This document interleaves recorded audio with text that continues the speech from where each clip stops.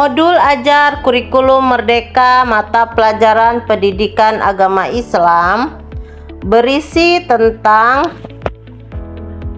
informasi umum yang di dalamnya terdapat identitas modul, kompetensi awal, sarana dan prasarana, model pembelajaran, profil pelajar Pancasila, dan target murid. Pada identitas modul terdapat nama penyusun, satuan pendidikan, kelas, semester, alokasi waktu, tahun penyusunan, fase, dan elemen mapel. Kompetensi awal adalah setelah mempelajari materi ini, murid diharapkan mampu mendeskripsikan pengertian jenis etika pergaulan dan komunikasi Islami, mengidentifikasikan contoh perilakunya dalam kehidupan sehari-hari, membuat karya berupa konten, postingan, komentar di media sosial terkait etika pergaulan dan komunikasi Islam, sehingga meyakini bahwa etika pergaulan merupakan perintah Allah Subhanahu wa Ta'ala serta mampu menciptakan suasana dinamis dan harmonis dalam pergaulan sehari-hari.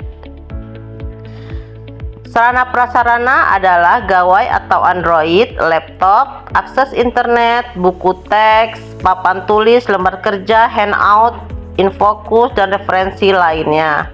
Model pembelajaran yang saya gunakan adalah model pembelajaran project based learning, terintegrasi dengan pembelajaran berdiferensiasi.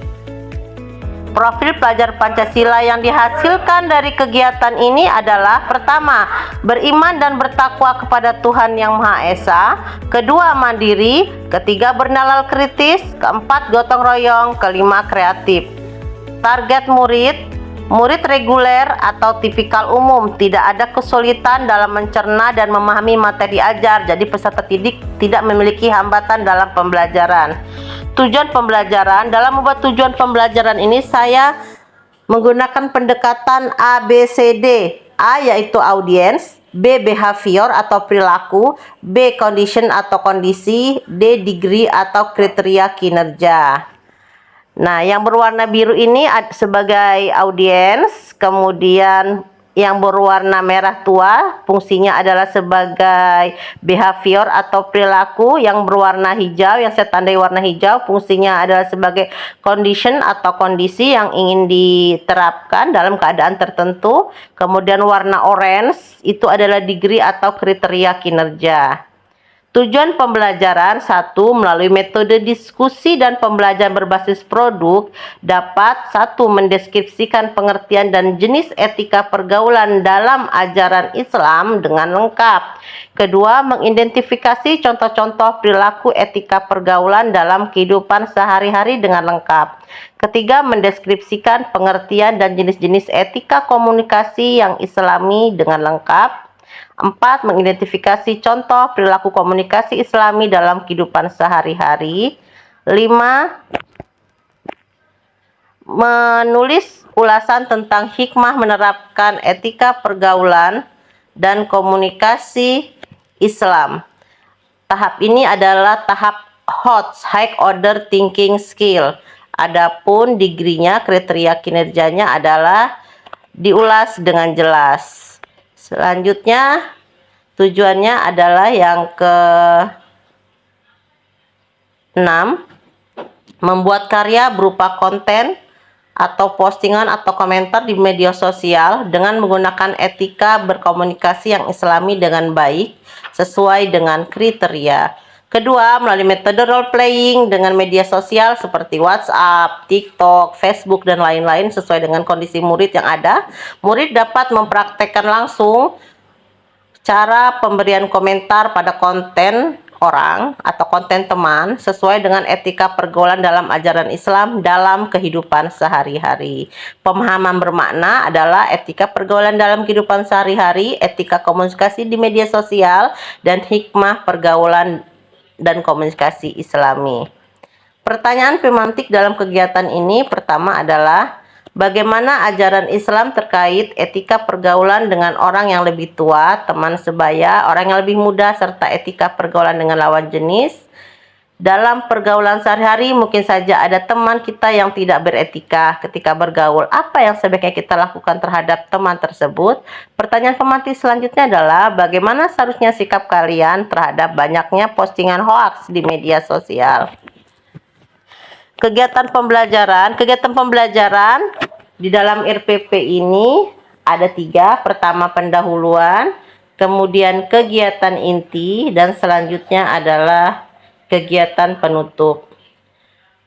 Nah, pada keterangan yang berwarna ini terdapat maknanya, catatan warna tulisan. Untuk yang berwarna kuning itu budaya positif, yang berwarna merah merupakan pembelajaran berdiferensiasi, yang berwarna biru adalah KSH, kesehatan sosial emosional, orange itu adalah asesmen, yang kelima yang berwarna ungu itu adalah profil pelajar Pancasila. Seperti ini. Pada kegiatan pendahuluan terdapat beberapa kegiatan. Pertama orientasi, kedua apersepsi, ketiga motivasi, keempat pemberian acuan. Pada kegiatan orientasi ini, guru membuka pembelajaran dengan berdoa, kemudian membaca Al-Quran surat pilihan. Selanjutnya, doa ini juga dipimpin oleh murid. Guru juga memperhatikan kesiapan murid, memeriksa kehadiran, kerapihan pakaian, kerapian posisi, dan tempat duduk murid. Nah, dalam kegiatan ini termasuk di dalamnya adalah budaya positif dan juga nilai-nilai P3 profil pelajar Pancasila dan dimensi beriman dan bertakwa kepada Tuhan Yang Maha Esa. Kedua, guru mempersiapkan media, alat, peraga, dan bantu berupa tulisan manual. Kemudian yang ketiga, mengatur posisi duduk murid dan mengkondisikan kelas agar proses pembelajaran berlangsung menyenangkan. Pada tahap apersepsi, guru mengaitkan materi atau tema kegiatan pembelajaran yang akan dilakukan dengan pengalaman murid berkaitan dengan materi atau tema kegiatan sebelumnya. Dalam kegiatan motivasi, guru juga meminta murid mengenali emosi atau perasaannya, kemudian mengambil salah satu emotikon yang sesuai dengan emosinya. Kemudian murid diminta untuk menceritakan tentang mengapa memilih emotikon tersebut untuk mengetahui situasi kesiapan belajar murid pada saat KBM. Kegiatan ini termasuk ke dalam kegiatan KSE, kesadaran diri, karena kemampuan untuk memahami perasaan, emosi, dan pengaruh pada perilaku diri dalam berbagai situasi hari ini. Langkah yang keenam dalam pendahuluan yaitu guru melakukan asesmen awal berupa kesiapan belajar untuk mengetahui sejauh mana peserta didik memahami materi yang akan diajarkan. Ini termasuk ke dalam pembelajaran berdiferensiasi. Pada langkah ketujuh, guru juga memberitahukan materi pelajaran yang akan dibahas. Selanjutnya menyampaikan tujuan. Guru juga mempersiapkan skenario pembelajaran dan lembar kerja murid atau lembar kerja peserta didik. Pada kegiatan inti ini, guru atau saya ingin menerapkan pembelajaran berbasis proyek atau produk dan juga melalui metode atau model pembelajaran diskusi. Sintak pembelajarannya yang pertama adalah mendesain perencanaan proyek atau design a plan for the project. Dalam kegiatan ini yang dilakukan adalah pertama, murid dibagi menjadi 5 kelompok dan duduk sesuai dengan kelompok yang sudah dibentuk sebelumnya.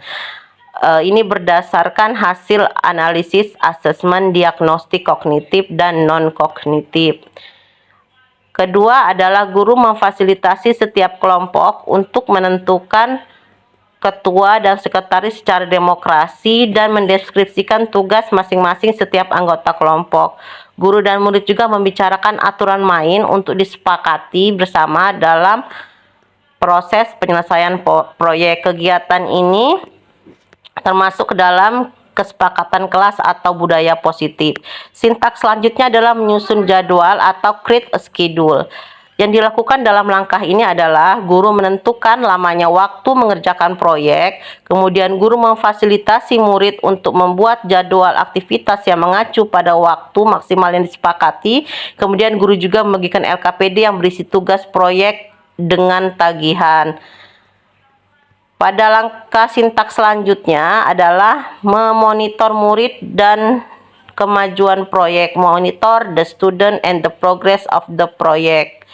Yang dilakukan dalam kegiatan sintak ini adalah guru mengajak murid untuk membaca materi, termasuk ke dalam nilai profil pelajar Pancasila dimensi mandiri. Murid berdiskusi tentang etika pergaulan, kemudian murid mendiskusikan aktivitas 3, yaitu termasuk ke dalam diferensiasi konten. Dalam hal ini, guru membagi 5 kelompok. Kelompok pertama dengan pemahaman rendah, mendeskripsikan dan mengidentifikasi definisi dan contoh etika pergaulan dengan orang yang lebih tua dengan lengkap. Kelompok kedua dengan tingkat pemahaman rendah juga mendeskripsikan dan mengidentifikasi definisi dan contoh etika pergaulan dengan teman sebaya dan etika pergaulan dengan yang lebih muda dengan lengkap. Kelompok ketiga mendeskripsikan dan mengidentifikasi definisi dan contoh etika pergaulan dengan lawan jenis dengan lengkap juga. Ini termasuk juga ke dalam tingkat pemahaman rendah. Untuk kelompok 4 dengan tingkat pemahaman sedang, peserta didik diminta untuk mendeskripsikan dan mengidentifikasi etika komunikasi yang islami dengan lengkap. Kemudian kelompok 5 berisi peserta didik atau murid-murid dengan tingkat pemahaman tinggi, diberikan konten menulis ulasan tentang hikmah menerapkan etika pergaulan dan komunikasi Islam. Kegiatan ini juga masuk ke dalam kegiatan hot high order thinking skill, di mana peserta didik memiliki taraf berpikir tingkat tinggi. Kemudian yang dilakukan dalam memonitor murid dan dalam kemajuan proyek ini adalah pembelajaran menggunakan metode diskusi atau role playing. Masuk ke dalam diferensiasi proses, juga memiliki nilai profil pelajar Pancasila dalam dimensi mandiri, bernalar kritis, gotong royong, dan kreatif. Murid juga boleh memilih proyek atau produk yang akan diselesaikan di dalam kelompok seperti membuat infografis atau peta konsep mengenai materi, kemudian membuat quote, poster, puisi, pantun, dialog role playing, dan lain-lain. Ini masuk ke dalam strategi diferensiasi produk. Kebetulan setelah saya bagi berdasarkan asesmen, maka kelompok 1 memperoleh tugas membuat produk berupa peta konsep karena mereka pada umumnya memiliki gaya belajar visual. Dan kelompok 2 saya beri tugas membuat produk berupa poster berbasis Canva ya. Selain ini juga berbasis TPACK. Ini juga berdasarkan hasil asesmen karena kebanyakan siswa yang berada pada kelompok ini memiliki gaya belajar visual. Kelompok 3 saya beri tugas untuk membuat proyek atau produk berupa pantun atau puisi tentang etika pergaulan dengan lawan jenis karena kebanyakan muridnya memiliki gaya belajar auditori. Dan kelompok 4 bertugas membuat lagu anti-bullying berupa etika komunikasi yang islami karena murid yang berada dalam kelompok ini kebanyakan memiliki gaya belajar kinestetik. Kelompok 5 bertugas membuat proyek atau produk menulis ulasan tentang hikmah menerapkan etika pergaulan dan komunikasi islami. Karena gaya belajar peserta didik sini terintegrasi dari berbagai gaya belajar. Dalam kegiatan monitoring ini juga, guru memonitoring terhadap aktivitas murid selama menyelesaikan proyek dengan cara scaffolding, memberikan bantuan jika terdapat kelompok yang membuat langkah yang tidak tepat dalam penyelesaian produk. Menguji hasil analisis asesmen, guru membagikan LKPD untuk melakukan penilaian selama monitoring dilakukan dengan mengacu pada rubrik penilaian. Asesmen ini disebut dengan assessment for learning. Murid berdiskusi tentang proyek yang telah diselesaikan, kemudian murid mempersiapkan bahan untuk dipresentasikan. Selanjutnya, dalam sintaks selanjutnya langkahnya adalah mengevaluasi pengelolaan atau pengalaman. Disebut dengan evaluate the experience. Dalam kegiatan ini, guru memberikan bimbingan dan evaluasi selama presentasi proyek masing-masing kelompok. Masuk ke dalam pembelajaran berdiferensiasi dengan penilaian pendekatan assessment as learning.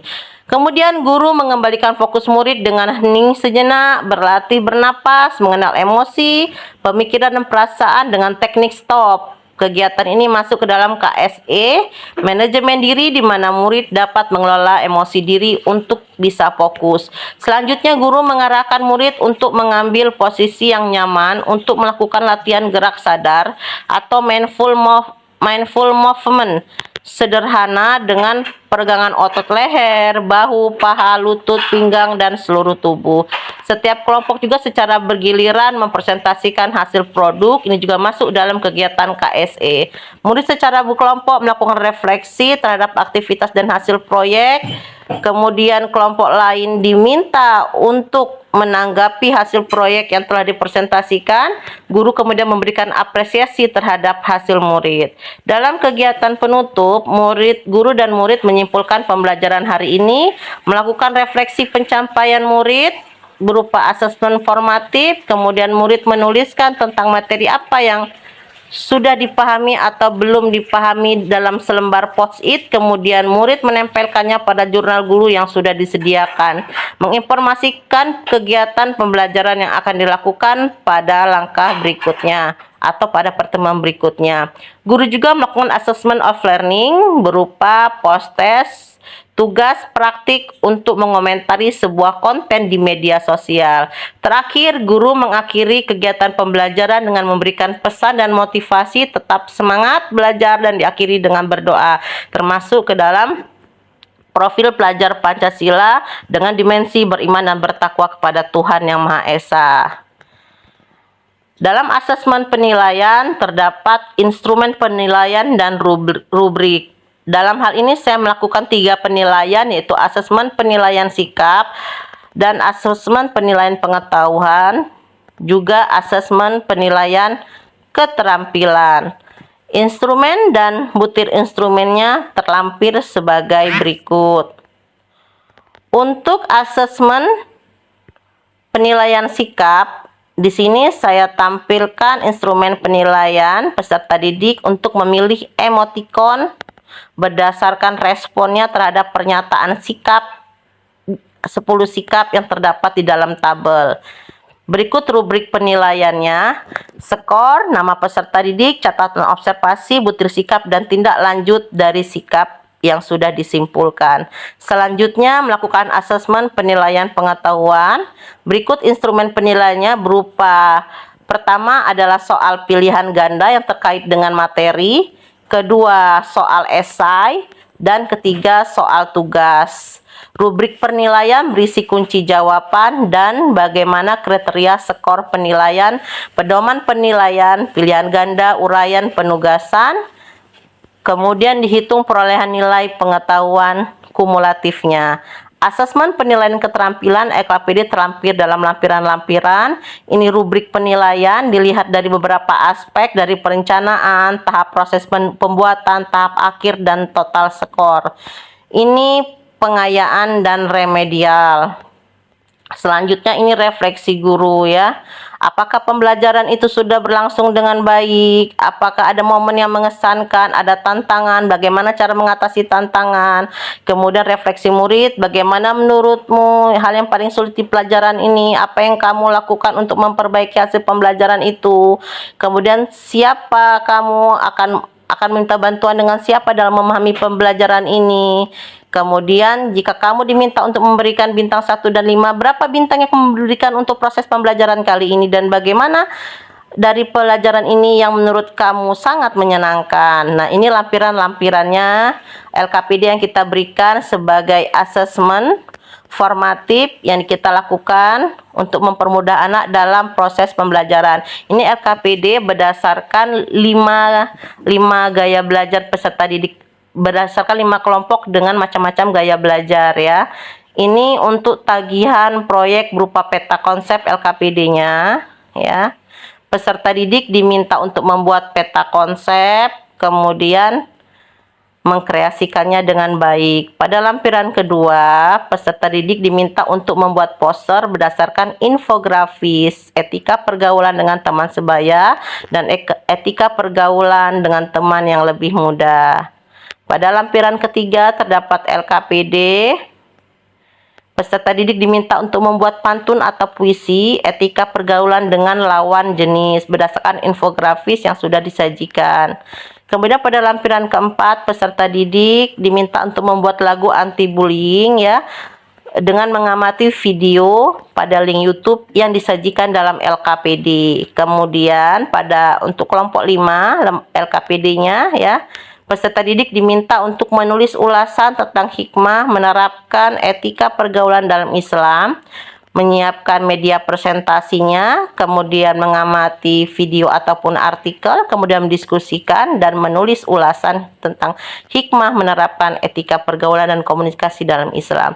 Demikianlah rancangan pembelajaran yang telah saya lakukan berupa modul ajar kurikulum merdeka untuk pelajaran pendidikan agama Islam kelas 9. Semoga bermanfaat.